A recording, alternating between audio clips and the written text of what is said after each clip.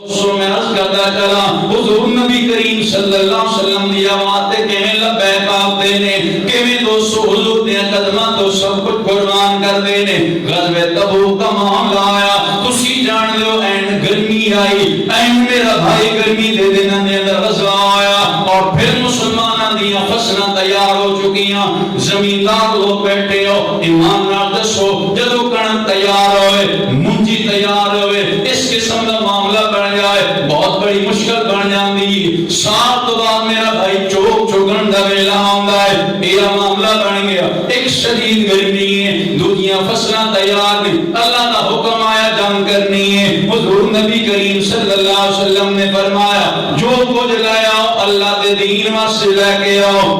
کوئی گھر دا سارا سامان لے کے آ رہا ہے کوئی ادھا مال لے کے آ رہا ہے کوئی دن بھی مزدوری کر کے کھجورا حضور دی بارگاہ پیش کر رہا ہے حضور نبی کریم صلی اللہ علیہ وآلہ وسلم دی بارگاہ دے اندر جناب عثمان رضی اللہ تعالی عنہ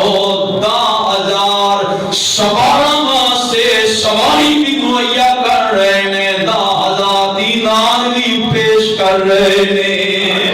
حضور نبی کریم صلی اللہ علیہ وسلم دی بارگاہ سارا کچھ پیش کر کے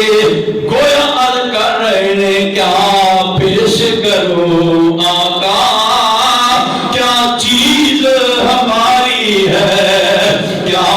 پیش کروں آقا کیا چیز ہماری ہے یہ دل بھی تمہارا ہے یہ جان بھی تمہاری ہے یہ دل بھی تمہارا ہے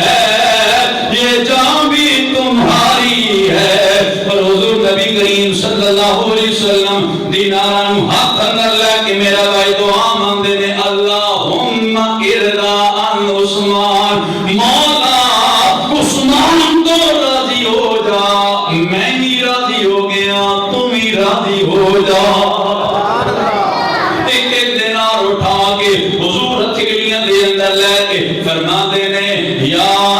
عثمان غفر اللہ لگا اے عثمان اللہ تینوں معاف کر دے اللہ تیری بخشش کر دے ایمان نال دسو کہ جو منظر ہوئے گا حضرت عثمان غنی رضی اللہ تعالیٰ عنہ کوئی عام نہیں ہے میرا بھائی روایات اندر